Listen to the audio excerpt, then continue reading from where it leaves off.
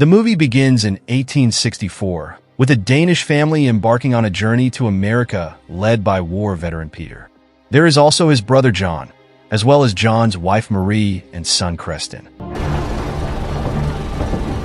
As they settle into their new home, Peter abruptly separates, leaving John, Marie, and their child to navigate their new surroundings alone. Afterward, John's family boarded a horse-drawn carriage that included two men named Paul and Lester.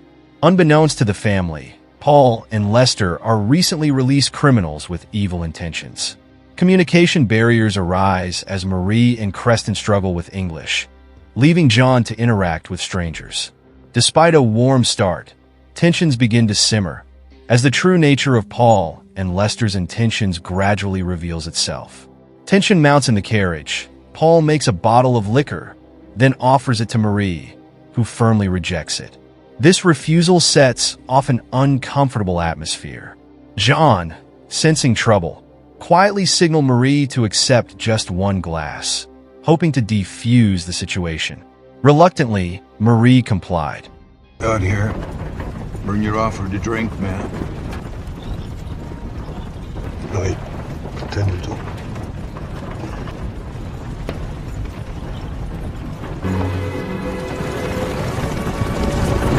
The effects of alcohol quickly took hold of Paul, causing him to become extremely agitated and fixated on Marie. His unsettling behavior intensified as he began to touch her against her will. John, filled with disgust and anger, intervenes, demanding Paul stop and return to his place. However, their altercation takes a dangerous turn when Lester, Paul's accomplice, brandishes a gun, casting a shadow of danger over the helpless family. In a tense moment, Paul forcefully advances towards Marie, prompting John to react impulsively. He grabs Lester's gun and aims it at them, demanding they both get off. Don't do that. What are you gonna do about it? I'm not a flower. Don't do that. Can't do nothing. Come here!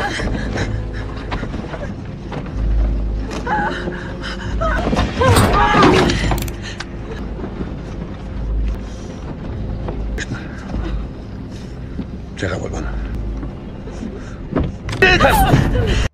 But the situation escalates when Lester turns the tables, holding Creston at knife point. As tensions reach a breaking point, Paul reveals he's armed with two guns, one aimed at John and the other at Marie. The group issues John an ultimatum: surrender his weapon in 5 seconds, or risk the lives of his wife and son. John faces an agonizing decision, realizing he must choose between his family's safety and his own defiance. Ultimately, in a heart-pounding moment, John throws down his gun, surrendering to the dangerous standoff, but gets thrown out of the coach. In a desperate attempt to catch up, John pushes himself to run after the speeding buggy, despite his injuries.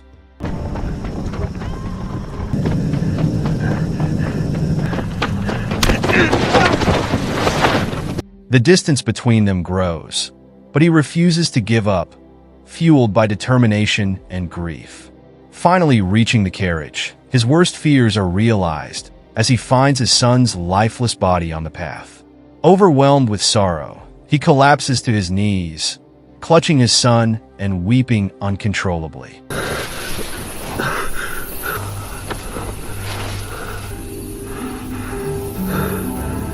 As he struggles to come to terms with the devastating loss, his grief turns to seething anger. His gaze falls upon the buggy, now halted in the distance. With grim resolve, he retrieves his gun and begins a slow, deliberate approach. His eyes scan the scene, taking in the driver's lifeless body sprawled on the road. Fury rising, his focus narrows on Lester, the source of this tragedy, as he closes in with a determined purpose: killing the two convicts.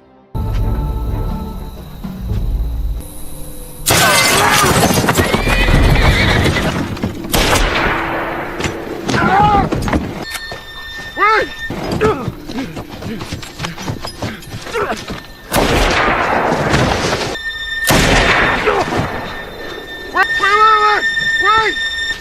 She'll be fine!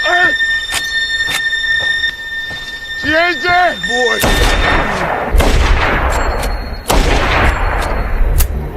John's world collapses as he confronts the lifeless body of Marie, his heart shattered into irreparable pieces.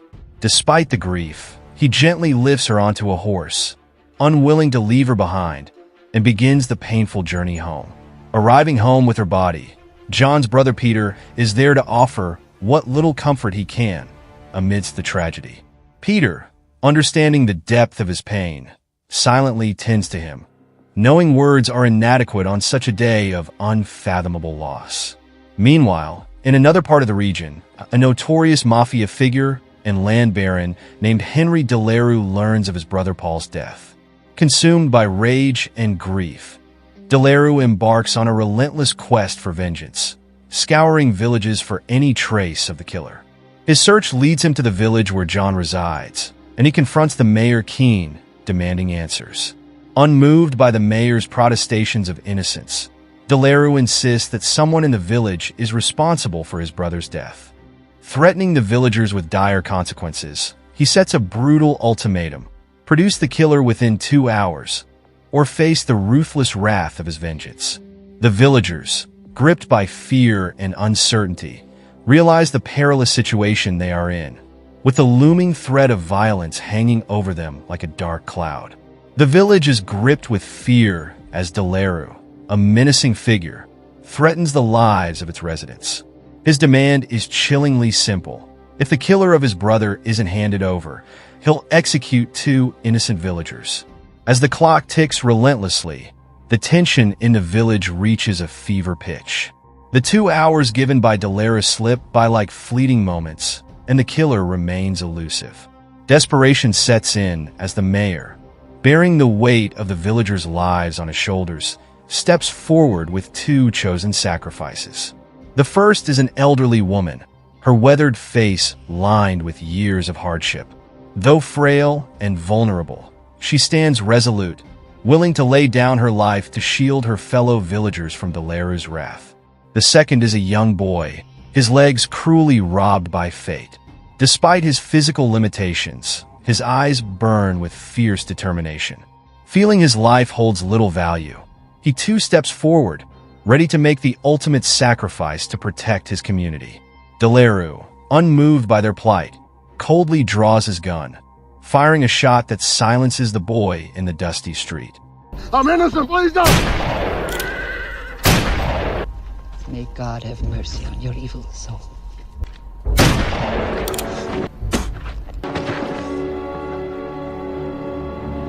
Deleru, consumed by a thirst for retribution, turns his gun on an unsuspecting villager.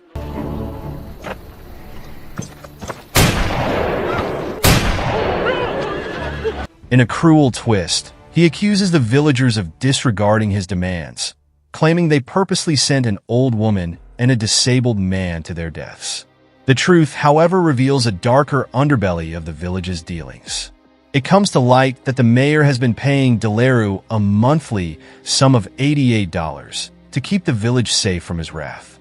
But now, emboldened by his brother's death, Deleru demands a higher price, $160, a demand that threatens to suffocate the already struggling village.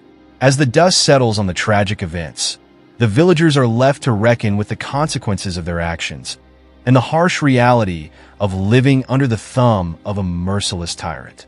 The sacrifices of the elderly woman and the courageous boy weigh heavy on their hearts, their memories forever altered by violence and fear.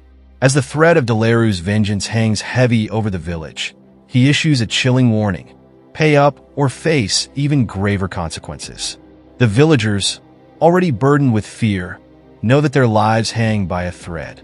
Meanwhile, amidst the turmoil, the villagers gather to bury the body of Paul, leaving his widow, Madeleine, to grapple with her harsh reality.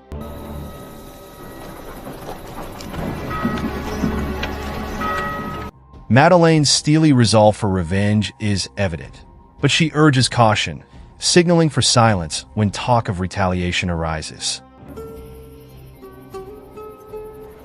On the other side of the village, John undertakes the heart-wrenching task of burying his wife and child. The weight of his grief is palpable as he lays them to rest.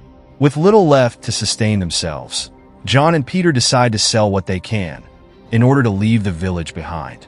As they navigate the process of selling their belongings, a chance encounter reveals both of them are skilled marksmen. The shopkeeper, intrigued by their abilities, sees an opportunity for defense against the impending threat looming over the village. He proposes they stay and assist in defending the village when the attack inevitably comes. However, Peter, wise to the grim reality of their situation, advises against it. Knowing the odds are stacked against them in a confrontation with Delaru's forces, he urges the shopkeeper to prioritize the safety of the villagers by avoiding conflict. Unwilling to heed his counsel, the shopkeeper lashes out, accusing him of cowardice. The tension in the air is thick with uncertainty for the villagers, uncertainty over the once peaceful village. John approaches the mayor, seeking to sell the land he purchased 6 years ago for $140. He's surprised to find that he can only fetch $150 for it now, and expresses his dismay, explaining his current dire situation. The mayor sympathizes, revealing the villagers' financial struggles due to having to pay $160 per month. John is confused until the mayor enlightens him about the repercussions of Delaru's brother's murder. Understanding the gravity of the situation, John realizes his own troubles are likely to escalate. Resigned to his fate, he agrees to sell the land for the offered amount.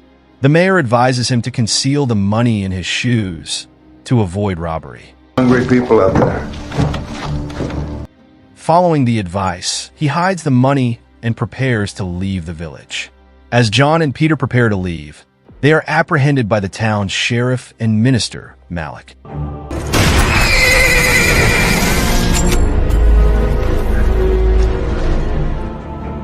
John finds himself in a cell, where Malik chillingly informs him that his death would grant the town more time, as he attempts to notify higher authorities of Delaru's nefarious deeds. Unbeknownst to Malik, Delaru has been colluding with the Standard Atlantic Oil Company to seize control of Black Creek and its surrounding lands, teeming with valuable crude oil. Mayor Keene, in collaboration with Delaru, has facilitated this land acquisition scheme. In a cruel twist, it's revealed that Delaru's mute widowed sister-in-law, Madeleine, serves as his accountant, enduring unspeakable abuse at his hands.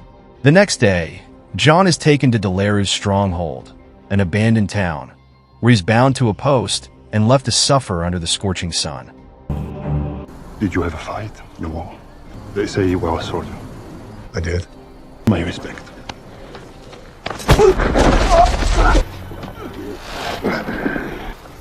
Oh, here he is. The worthless son of a bitch that killed your beloved husband.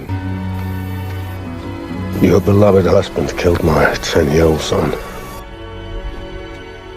And he raped my wife. No one asked you to talk.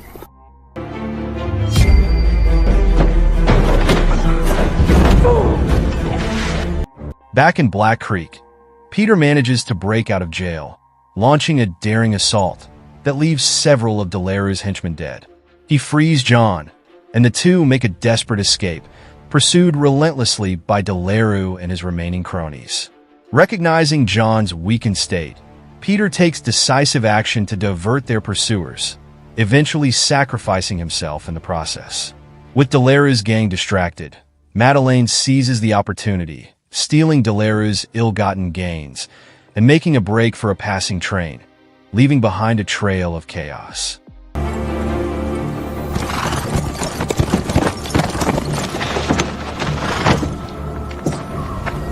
But he never did straighten you out. After she is captured by the train, Delaru callously orders his men to assault her before planning to kill her. Meanwhile, battered and weary, John wanders the countryside in search of refuge and sustenance. He stumbles upon the modest abode of Mrs. Whistler, whose husband fell victim to Delaru's cruelty. Finding solace in her home, he begins to recuperate from his wounds, while Mrs. Whistler and her children flee to safety. Upon his return to town, John confronts and exacts revenge on Mayor Keene for his treachery.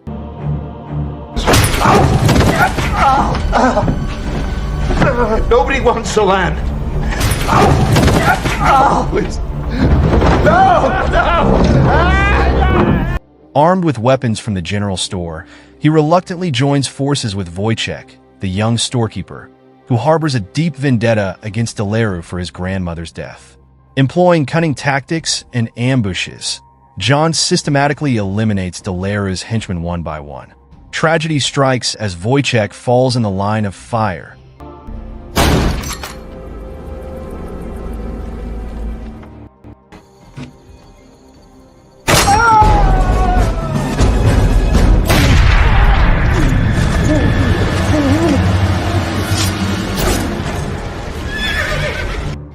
Inadvertently setting ablaze the hotel where Madeleine is imprisoned. The chaos of the fire allows her to break free.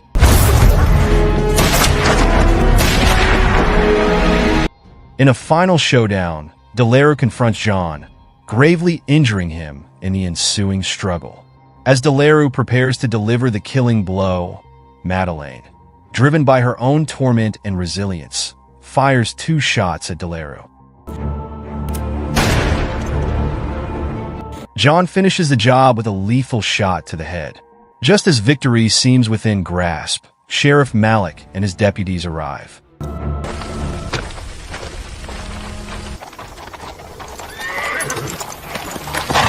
They express gratitude to John for his bravery and resolve in facing down Delaru's tyranny. However, when the lawmen move to apprehend Madeleine, John intervenes, declaring that he will be taking her with him. The 2 survivors depart together, leaving behind the town, now free from Delaru's grip. Despite the town's liberation, the land ultimately falls into the hands of the insatiable oil company, marking a poignant conclusion to the story of sacrifice, justice, and the cost of survival.